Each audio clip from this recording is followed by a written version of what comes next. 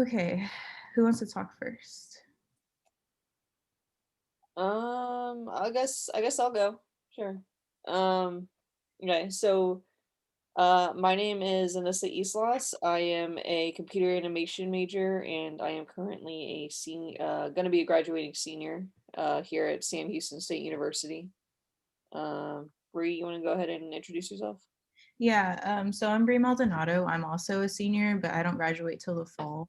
My major is graphic design and I minor in photography. I did the motion design portion of this video. Yeah. My name is Cooper Nydecker. I am a senior. I'm graduating this week from Sam Houston, and I did the video editing on this project. Okay. So we're presenting our interdisciplinary video project that we did over the summer for Eric Connolly and his data that he collected. Um, so I guess I'll start the presentation.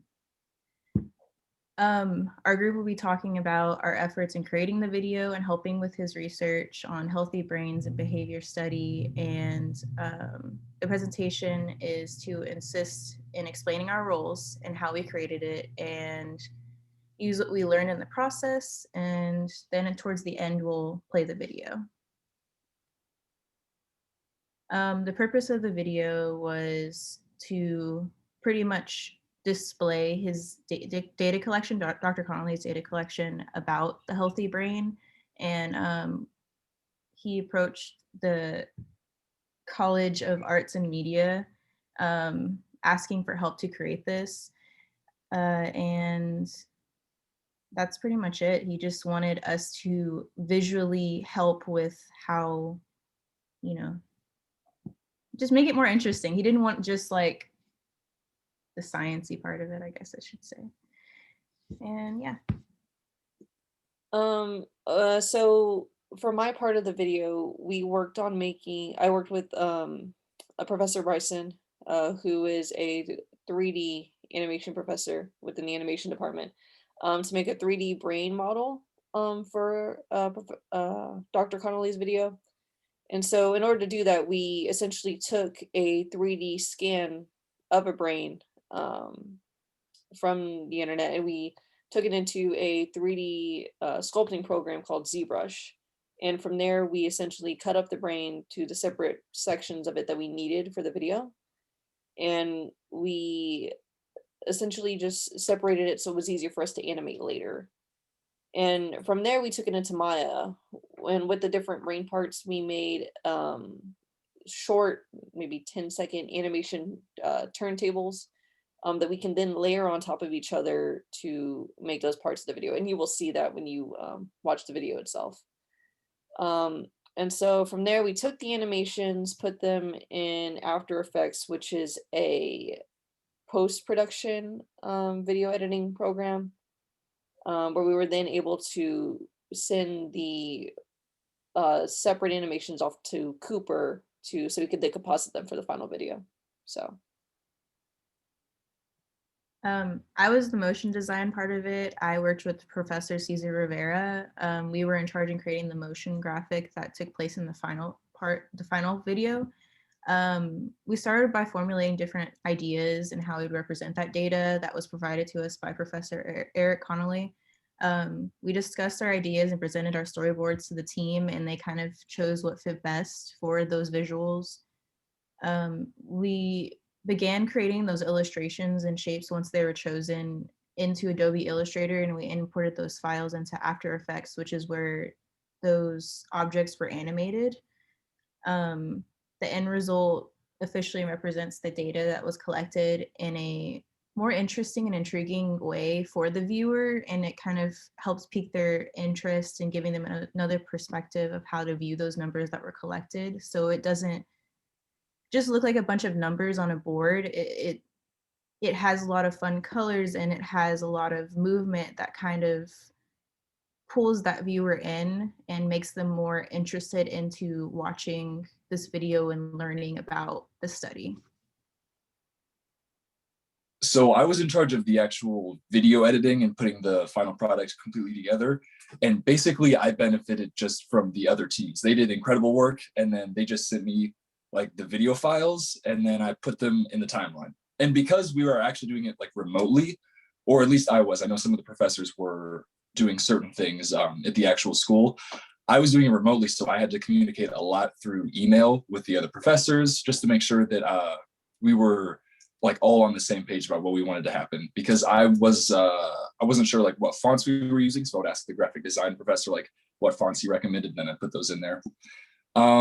Basically, the work that we did I did a lot of audio editing there were certain voiceovers that play throughout the duration of the video, as you'll see in a moment.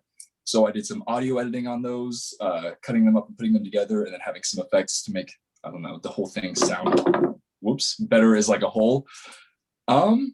Basically, we just put everything together to make it an easy to understand educational experience.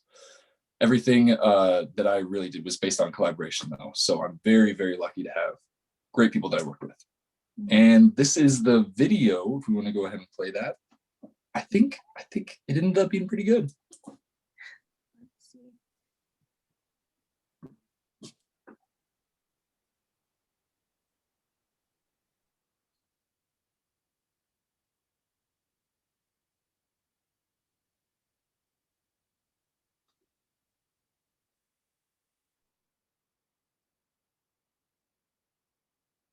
They believe contributed to their aggressive behavior.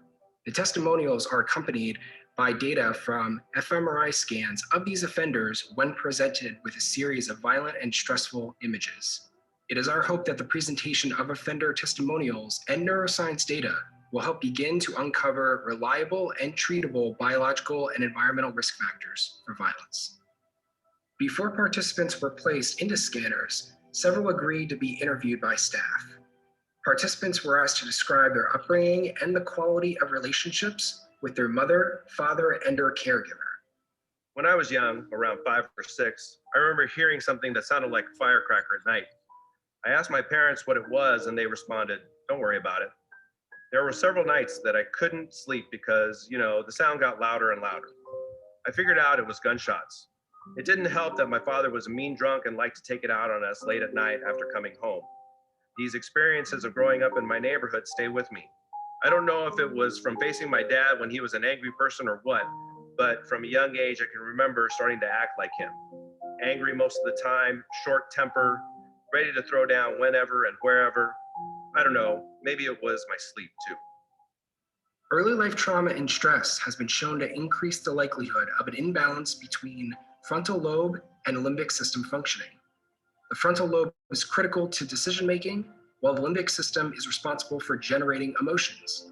Studies suggest that exposure to high levels of stress may lead children to consistently use their limbic system to cope with these negative experiences, thus making it more difficult to use the frontal lobe later in life when it matures. An overactive limbic system and underactive frontal lobe has been shown to increase the likelihood of impulsive, violent behavior. Yeah, I've taken a few knocks on my head. This one time when I was young, I got into a little scuffle at school and blacked out. I learned later that this little punk hit me in the head with a textbook, like one of those thick ones. I woke up in the hospital. Man, I was pissed. I don't know if it was me just being pissed off or the knock on the head, but for a little while after that, I was on edge. I mean, I was really tough. I know how to handle myself, but I remember not being able to think at school or really talk with my friends for a while. My mind was mush. After that incident, I made sure to return the favor. I got expelled for that. In that situation, there ain't no value in overthinking stuff. You just gotta respond. 4 years later, I was charged and convicted of aggravated assault with a deadly weapon. Brain injury at a young age has been associated with aggressive behavior and anxiety. Studies are also beginning to indicate that blunt head trauma experienced early in life may stunt healthy neurological growth in regions of the brain located near the forehead, where most head injuries occur, such as the prefrontal cortex. The prefrontal cortex is instrumental to emotion regulation and rational choice decision-making. Abnormal functioning in the prefrontal cortex and overactive functioning in the limbic system leads individuals to make decisions based more on emotion than reflective reasoning. We see this in data from the fMRI scans of participants where oxygenated blood is found to flow more away from the prefrontal cortex into the limbic region when exposed to a series of violent images. Notably, the proportion of blood flow to the limbic system is substantially higher in this group of individuals compared to a matched sample of individuals based on age, race, and sex. I've always had a tough time focusing on stuff. School was a joke. I had no interest in reading those books. Now I appreciate it more, but I can really only focus on something maybe 30 or 40 minutes. I get itchy after that, like I have to walk around or something. Sitting still was never my thing. I used to play sports, football. Couldn't remember those plays for anything. I guess it's just the way I'm wired, right? Besides, overthinking stuff doesn't get you the respect you need where I come from. Better to face disrespect with action rather than sit back, think about it, and let someone walk all over you. If you let that happen, it's all over. The participant describes their inability to focus on things for a long period of time. This problem has been shown to correlate with a lack of environmental cognitive stimulation at a young age, as well as psychiatric problems such as attention deficit disorder. Both issues have been associated with abnormal patterns of functionality in regions of the prefrontal cortex. We would like to thank Baylor College of Medicine and the University of Texas Medical Branch for allowing us to access the data for this presentation. Funding for this video was provided by a 2020 Eureka Fast Award from Sam Houston State University.